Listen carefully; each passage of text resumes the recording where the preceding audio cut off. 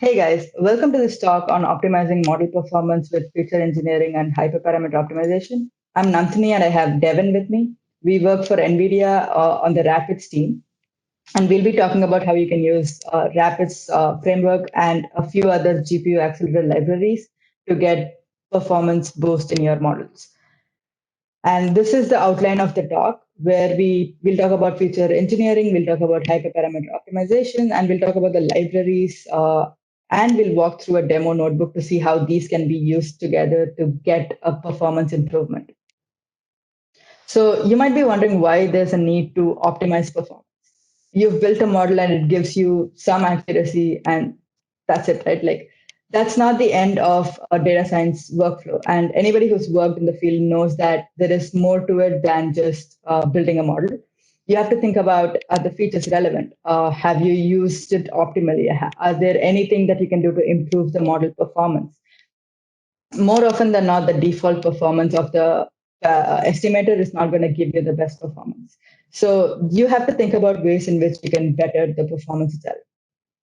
And feature engineering is one such process to enable a better performing model.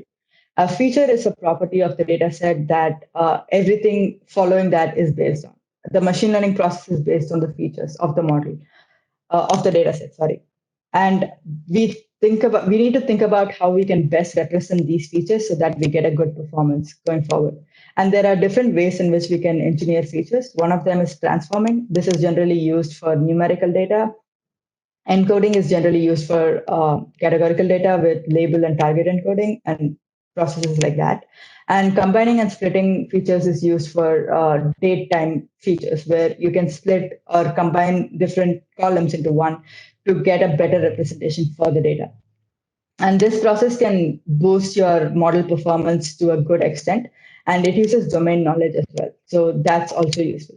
Now that we've generated a bunch of features, how do we know that they're meaningful? It's possible that we've generated gibberish. So we need to parse through that. And that's what feature selection does for us. It basically evaluates how best each of the features represent the target variable and how useful they are in predicting that. And so one of the popular methods is chi-square test, which basically tests for the independence of two events. And in case of feature selection, we want a feature that is highly dependent on the target variable. And this is what we'll be using in the demo notebook. The second process is hyperparameter optimization, which is used on the other end of the machine learning spectrum, which is after you've constructed the model and you want to optimize the performance by tuning its parameters. And this uses a process of cross-validation after it chooses a bunch of parameters. And we use cross-validation to overcome overfitting. And you can think about this in terms of for random forest, you have maximum depth, we have n estimators and many such parameters. So we want to tune these in order to get a good performance. And these can be used to complement a model to a good extent and can improve the performance and accuracy to a great degree because the default parameters generally don't work very well with real world data. And how can we tune? Now that we know that tuning does yield good performance improvements, how do we do that? There are two options. The first one is to manually tune everything. This basically implies you have to enter in the different parameters for different options. And this can get very tedious very quickly because the number of parameters increases, especially for a classifier like random forest. And so we have the other option, which is to automate this. And this is where the library Optuna that we'll be looking at comes into play. It looks at how we can have it programmatically select new parameters and evaluate the performance in order to give better results. It discards parameters that are not very useful. So as we've discussed, there are a lot of problems with applying feature engineering and hyperparameter optimization. And some of them are, it's time consuming. It requires a lot of like thought and it requires even resources. It requires a lot of time and even money. Sometimes the performance improvement is just not worth the weight and the money that you spend. And this is where the GPU accelerated libraries will come into play. Let's look at the first library that we'll be discussing, that's Rapids. And Rapids is basically a data science pipeline that aims to accelerate the entire workflow on the GPU. You load the data from disk and then you forget about it until it comes back with the results. And this can yield huge performance improvements, as we'll be seeing in the next slide. And some of the libraries that are available in Rapids is QDF, which is similar to Pandas, and QML, which is similar to scikit-learn, and we have QGraph, QSignal, and many such libraries. And the biggest goal for us is to maintain the same APIs as Pandas or scikit-learn, so that adapting from CPU pipelines to GPU pipelines is very simple. And these are some of the performance improvements that we're able to achieve. As you can tell that the GPU performance is much, much faster than CPU. And this is extremely useful, especially when you're working with huge data, and these can give you results within 20 minutes instead of you having to wait for 3 or 4 days. And this is how you use Rapids. So here you see a simple scikit-learn workflow, which is basically fitting a logistic regression model. The way you use Rapids is just change the input statements. All you have to do is change the sklearn input to QML input, and you're set to execute the same workflow. And this is why we want to maintain the same interfaces that scikit-learn has, so that all you have to do is change a few lines of code and you're set. Now, Devin will be talking about MLflow and how this is used in the notebook. All right. So what is MLflow? Who should care, and why should we want to use it? The MLflow project describes itself as an open source platform to manage the ML lifecycle, including experimentation, reproducibility, deployment, and a central model registry. Okay, so far so good. All this sounds like something we probably want, but how does it work? And what is required to integrate these features with our own projects? MLflow consists of the MLflow binary and a set of API libraries, which create an overall ecosystem that supports generalized machine learning workflows, both for teams and individuals. For our purposes, these components can be described as follows. First, MLflow lets you define a consistent project structure. This utilizes a central configuration file called MLProject, which is placed in the base directory of your project. It lets an end user define the environment in which their project can be executed, such as conda requirements in the form of a YAML file, Docker container specifications, and more recently extends to Docker deployments within Kubernetes, or rather deploying Docker containers in Kubernetes. It also allows for defining labeled entry points and associated launch variables with our project, which lets us package everything up and execute training processes in a nice fashion. These tools provide a standardized training and deployment workflow, which can make it significantly easier to maintain consistency within a team. Or if you're working at an individual level, it can help streamline your own development process and how you distribute your work. Next, we have the tracking framework. This lets you store all sorts of information related to the model and its training. I'll discuss this a bit more in detail in the next few slides, but in general, this includes the MLflow binary and API elements, which allow for recording experiments, configurations, hyperparameters, data, and other important aspects of your project that you'd like to keep track of and kind of package up with each experiment.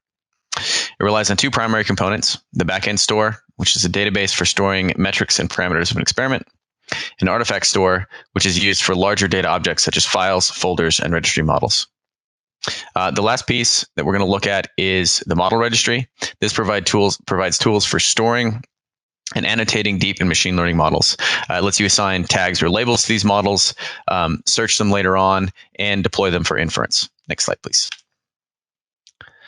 I'll focus on a subset of the total functionality for the purposes of this demo, but if you want to know more, you should check out mlflow.org. They have a lot there, and the documentation is pretty solid. MLflow provides APIs for Python, R, and Java, as well as their own MLflow tool, and the ability to publish to target REST endpoints. In general, we can run from any platform, whether it's a local workstation, a cloud notebook, or something like a Databricks instance. We just need to be sure we've configured MLflow to use the correct experiment label and that we've pointed it at the proper backend and artifact stores.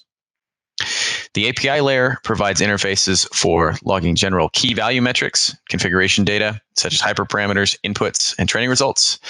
These are stored in a predefined backend, such as a relational database or a local file system. Something to be aware of, though, is that if you want to use the features of the model register, you will need to use a database backend. It also allows for storing files and directories referred to as artifacts. Artifacts can be written to the local file system or to more long-term storage, such as S3, GCS, HDFS, an FTP server, and various others. And finally, it supports saving, registering, and reloading supported models from frameworks such as sklearn. Conveniently, this also works for API-compatible frameworks such as Rapids, and so we can leverage the sklearn interface for that purpose. On the development side, MLflow provides an excellent tool set for tracking progress, recording the development cycle, and having the ability to reproduce previous results in the future. On the production side, MLflow provides a standardized workflow for transitioning models to a production state, as well as tools to quickly deploy models as self-contained REST endpoints, Docker containers, and Kubernetes deployments. Next slide, please. MLflow wraps each of the main iterative elements of the development cycle, such as training, validation, and model updates, into the context of an experiment, which is visualized here. It also allows for nested experiments, which is a feature that I find quite valuable for a variety of applications. One of those that we'll illustrate next, where you have a model with a number of tunable parameters, each of which you want to explore using some HPO framework, such as Optuna, and you want to keep a record of each combination that's been explored. Next slide, please. For a given run of an experiment, this process is very straightforward. First, we start the run, we log related metrics and parameters, and then possibly save an instance of our model and register it for use later. From the Python-based illustration here, we can see that this process doesn't require much time in terms of code changes. It's roughly what we might expect for adding logging to our training process. Here, we scope our run using a with statement. We log a model parameter, learning rate, a runtime parameter, Python version, and then we record the reported accuracy of the model. Finally, we log our model itself using the MLflow sklearn interface. Next slide, please. Next, we have a slightly more robust example, which is part of the code that's used for our demo. In this case, we have code that sets the tracking URI and the experiment name before we initiate our run. Note that this is going to be a nested run with the top level ID being Optuna-HPO concatenated with our study name. Here we set a callback function, MLFCB, which is passed to the Optuna study.optimize call. This is going to be responsible for actually interfacing with MLflow during each of the HPO runs and logging the associated parameters. And then finally, we have a nested start run call, which logs one additional run, which we label as final classifier. And what this does is it stores the Rapids model that's associated with the best run from the HPO tuning process and registers it with the Rapids-Optuna-airline tag. Additionally, we store a conda.yaml file. It's associated with the environment this model was trained in, so that later on, MLflow will know how to either create a local conda environment that can run this model if we want to deploy it or something like that. So what is the end result after we run this? Let's see. So this is our next slide. Here we have the results of the HPO run. Notice that this is indeed a nested run where each of the HPO runs, which are bracketed in red, are logged under the top level experiment instance. And we have one additional run for logging the model artifact associated with our best run, labeled as final classifier. Note that each HPO trial contains a number of runtime parameters associated with it, an accuracy metric, which indicates how performant the model was that came from those HPO parameters, and a variety of searchable tags such as start and completion dates. Next slide, please.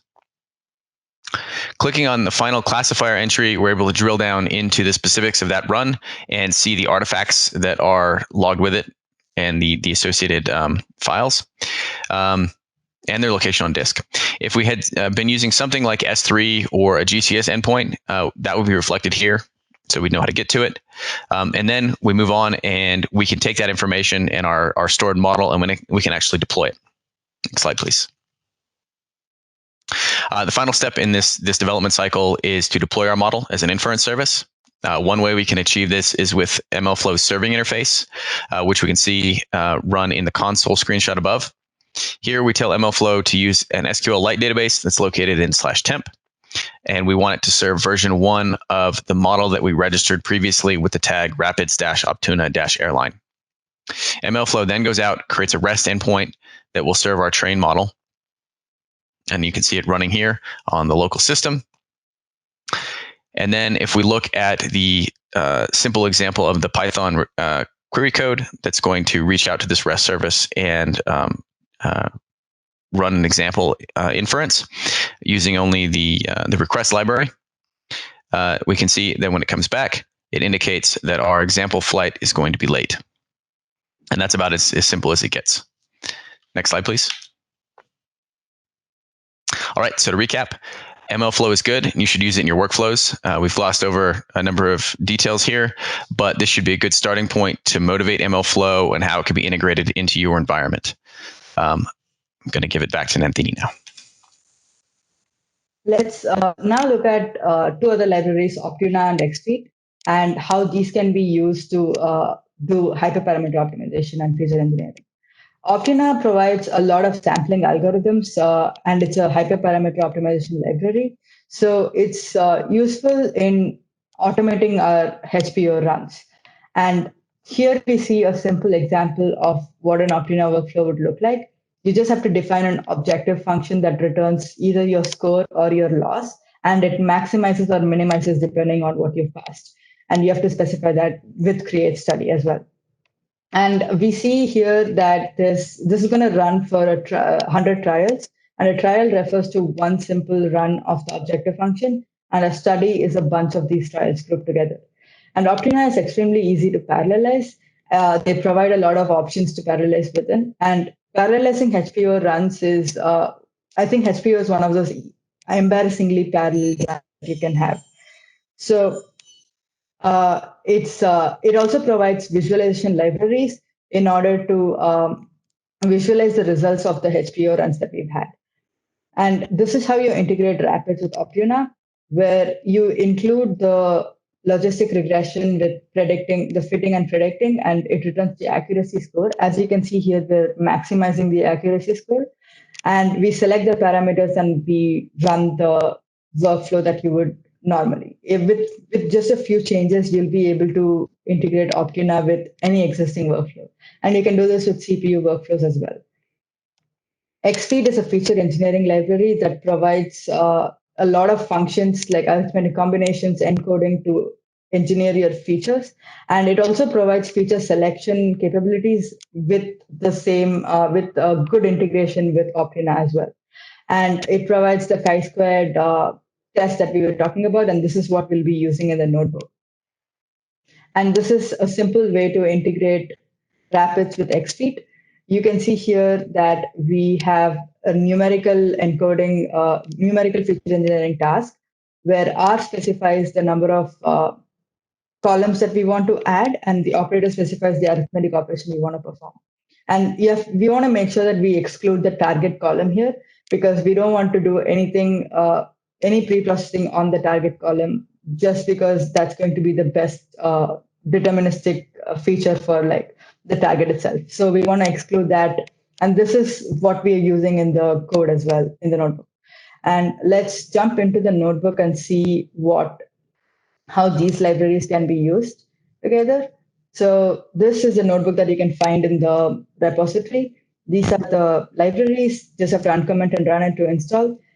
And we have a bunch of imports, timing functions, and data acquisition, where you set this to true and set the path to your local path, and you'll be able to download the file automatically. And this is the MLflow configuration that Devin was talking about, so he can explain a little bit further. And Sure. So what we have here is just a little bit of setup that helps us kind of automate this process. First is a helper function that's going to use the MLflow tracking client, which talks to the MLflow registry. And all it's really doing is it allows us to look up the most recent version of a model we've created and return a string describing how we can use MLflow serving to launch that model. The second element, which is a class, it's a little bit more complicated, but essentially all we're doing here is we take Optuna's native MLflow callback that we pass to the study optimize run, and we've just augmented it a little bit so that we're able to support nested runs and add a bit of additional information in terms of logging and versioning to each trial run. So other than that, it's the same as you'd get from the standard Optuna MLflow callback, but it's also kind of a nice example of how you can augment that for your own purposes as well. Okay, now that we have MLflow set up, let's look at what feature engineering function we have. This is what we currently use as QML's label and target encoders for label encoding and target encoding. And we ensure that we're not encoding on the entire data set, and rather we have a train and test set so that it can generalize well. And for the arithmetic feature engineering task, we have xfeat with select numerical and arithmetic combinations. And note that we are also excluding the column with arithmetic combinations in this case. So we have this setup, that is the feature engineering pipeline. Now that we have that, how do we evaluate the model? So train and eval function is a typical data science workflow where you have the train and test data frames and a bunch of parameters for the logistic regression model that we're going to be using. It also takes in selector, which is the feature selection algorithm that Optuna passes in. And when the feature selector is set, it transforms the data by selecting a bunch of features which will be used for the training purpose. And if it's not set, it's basically selecting the appropriate columns to perform training and evaluation. Here we are using AUC score. So, and return model here is basically for the MLflow callback, where it accepts the classifier and it accepts the signature of the data. And we have the objective function here, which takes train and test data frames with selector and trial. This is the typical Optina workflow that we saw in the slides as well, where we select the parameters and pass it to the train and eval function with the selector. And the selector is defined here with chi-squared and k-best. So these two in conjunction, basically they select the k highest scoring features, and we can use that subset to train and evaluate the performance.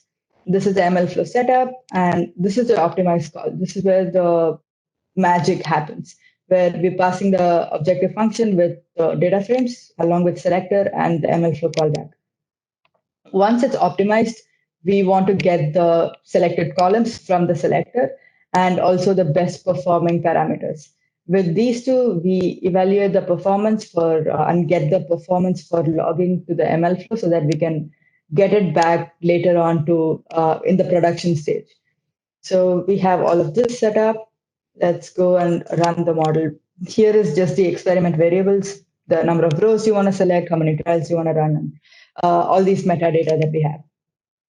So before we do any of the feature engineering, let's see what the performance is like.